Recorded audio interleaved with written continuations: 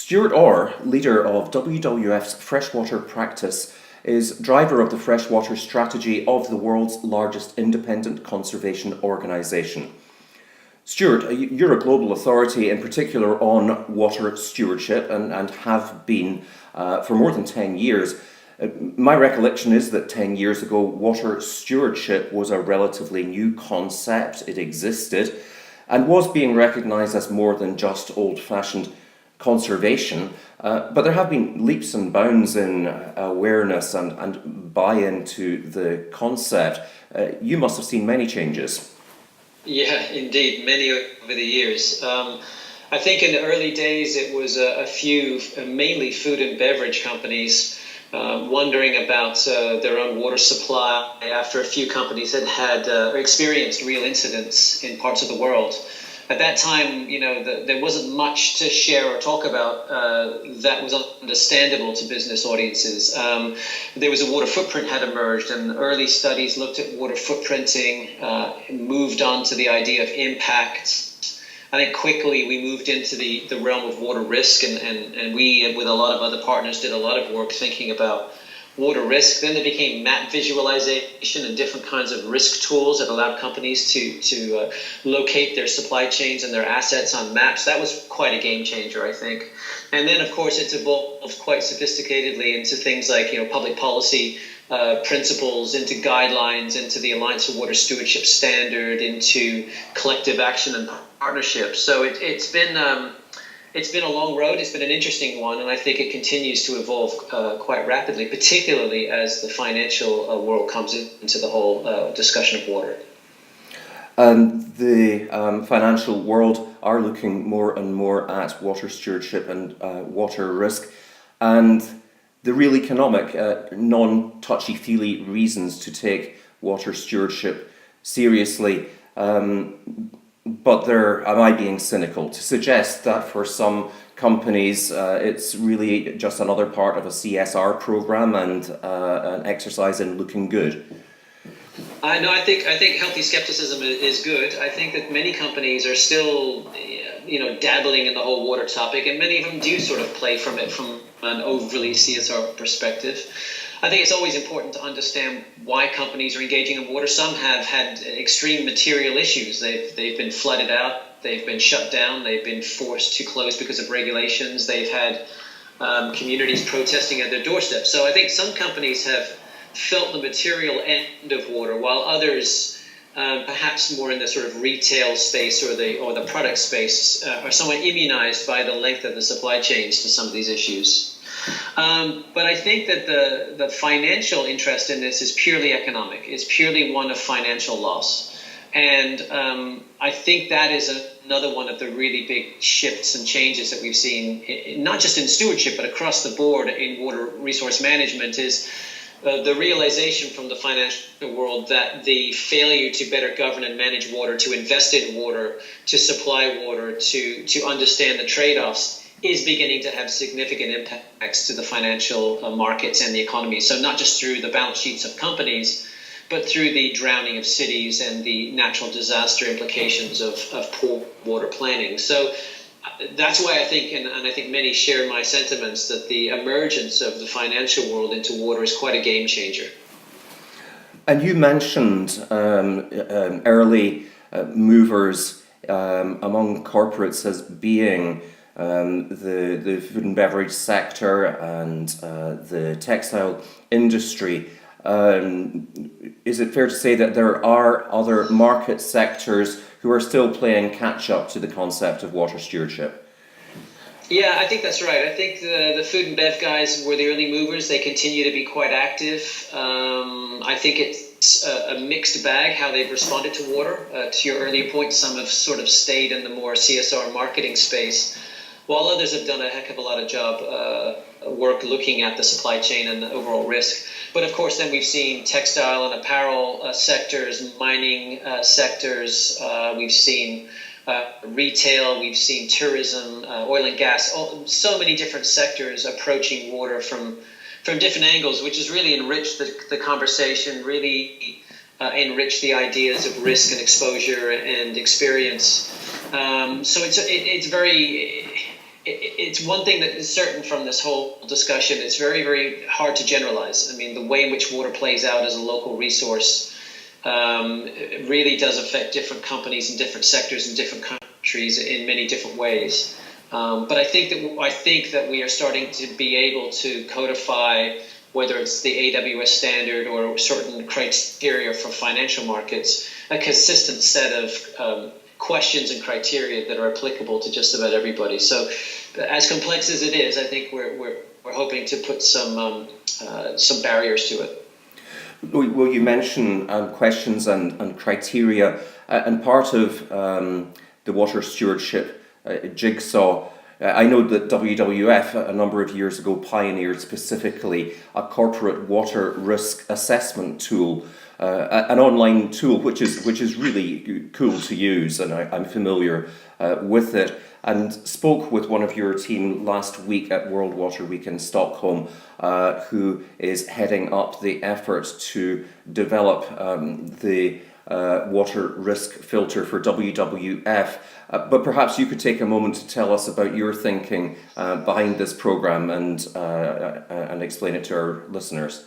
Sure. So the tool was really developed as part of that earlier ecosystem of sort of building out water stewardship tools and approaches about 8 or 9 years ago. And it was really a tool that was born out of the fact that we had been writing a lot about water risk to companies. We were approached by DEG, which is a German private sector investment bank, and they were interested in the question of what was their exposure to their clients, the private sector companies in which they invest in.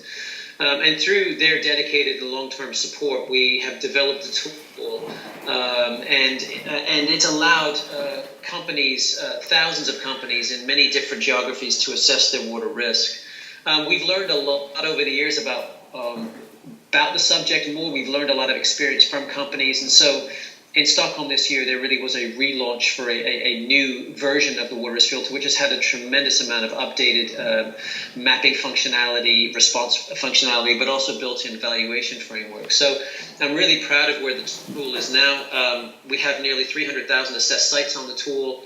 We're working with financial institutions and companies to bring the information that we're gathering to the market in a different way. We're exploring the functionality of the tool, and I think there's a general excitement that these kinds of tools are really aiding companies and financial institutions to ask the right questions and know how to respond, which I think is a really, really key thing. So I'm very proud of the tool in the market. I think it's helped a lot of companies, a lot of financial institutions, and I think as we go forward, we're looking to develop it even stronger as we get into things like probability of climate change incidents and linking much more into financial markets.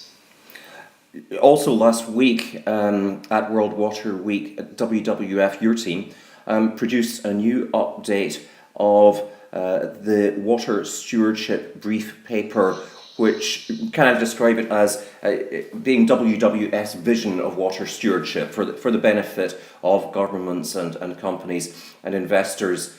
This update describes present and coming years as a critical period and calls for urgent action on water. These are arresting, startling words.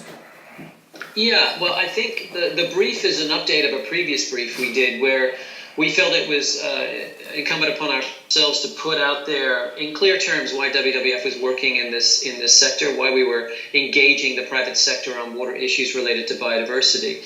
And the report was very, very well received. And in that report, we said what we're working on and where we think this debate is going. So this report is really picking up from 5 or 6 years ago when the last report came out to update what we said we do and to check in where the debates are going on this. We do think there's urgency on this. I mean, I think that's exemplified by the SDGs and SDG 6 and the continued terrible statistics on either the number of people without water and sanitation or just the sharp species decline in freshwater biodiversity that brings us to the table. But certainly over the last 7, 8, 9 years, just the sheer number of incidents that have impacted the global economy and businesses has also been on the increase. So I think that there is a desperate need for us to come together on this agenda. The water agenda is always one that has been somewhat invisible to policymakers and decision makers for various reasons. And I think that if we as communities don't come together, who are feeling the sharp end of poor governance and climate change, to solve these issues, and I think that we're only going to make it worse for us and everybody else in the future. So yeah, I do think there's some urgency here. And OOSKAnews will provide a link to the full water stewardship brief paper. On a slightly different, perhaps related subject, we recently republished a blog article that you wrote in the days after last month's catastrophic dam collapse in Laos, which killed dozens and made thousands homeless. There's been another dam disaster in Myanmar as recently as last week, which we're now hearing has resulted in further fatalities.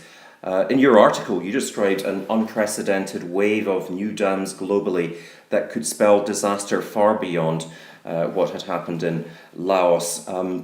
Obviously, there are benefits to dams and risks to dams, and governance is often going to be local. It's a very difficult area, isn't it?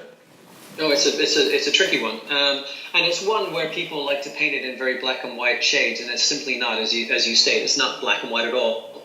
It's a very complicated one because many countries are looking for new energy mixes. I think the point we're making and the point we made in the article is that this headlong rush to meet renewable targets or to search for energy is leading to poor decision making. It's leading us to putting the wrong infrastructure projects in the wrong place. It's leading us to skip over environmental impact assessments. And it once again is just looking at rivers as batteries and failing to look at the true value of river systems as not just water, but as some of the most productive inland fisheries in the world, the conveyors of sediment to deltas that are going to be at the forefront of climate change adaptation. There are so many benefits to rivers that are completely overlooked by the rush to generate renewable energy. So our ask is that we step back, we look more about system scale planning, and increasingly, and we see this in the news a lot too, we weigh up hydropower in the broader spectrum of energy planning and look at the other alternatives because they are continuing to come in cheaper, they are continuing to develop at a fast rate. And I think it's an important debate that we all need to have because some of these mega projects are absolutely destroying our rivers, and not just for things that I care about in WWF, but they're killing rivers for livelihoods, for people's food security, for downstream agriculture, for multiple needs and economic benefits that just aren't visible to decision makers and should be. So yes, we think it's an important discussion to be had, and we will be doing a lot more work going forward on grids and rivers and starting to think about energy mixes in a much more mature way and helping, I hope, governments, progressive governments, to start to think and plan better about how they want to achieve renewable targets going forward. Thank you, Stuart. We started here by talking about changes that you have seen, many of which you have driven, in water conservation, governance, stewardship over the last 10 years. What about the next 10 years? Are you generally optimistic or pessimistic about our planet's people, corporations, nations, governments, recognizing the importance of water and making perhaps difficult decisions about changing our behaviors? Yeah, I remain optimistic. I mean, it's a funny one to work in water, and you could bury your head sometimes. I mean, some of the statistics are quite sobering. But the truth of the matter is, I just came out of Stockholm Water Week feeling more invigorated by what we do than ever before. It was one of the best weeks, and I was reflecting upon that. I think it was because there were so many people trying to find solutions. There was so much new this year. There was so much innovation around finance and unlocking opportunities and nature-based solutions and governance. And I think that's been missing for a few years in some of the water weeks. But I and my colleagues feel that there are huge opportunities for collaboration. There's huge opportunities for new models of finance. There's new opportunities in conservation that we are eager to embrace. And so the next 10 years, I think, will be as steep a learning curve and as steep a change as the past 10. but I think we're trying to position ourselves to be in that mix and to move with everybody for the kind of support we're all seeking. Because at the end of the day, the reason we show up to Stockholm every year, it doesn't matter if you're there because of water and sanitation or biodiversity, is because we're looking at loss of value from the use of water. Our economic system does not understand or pick up the complexity of water in a way that it may other resources. And so we are all compelled to come and figure out the best ways forward, because we have to find other ways to value our rivers, value our ecosystems, and we're committed to that journey over the next 10 years. Thank you very much for your time, Stuart Orr. Cheers, David.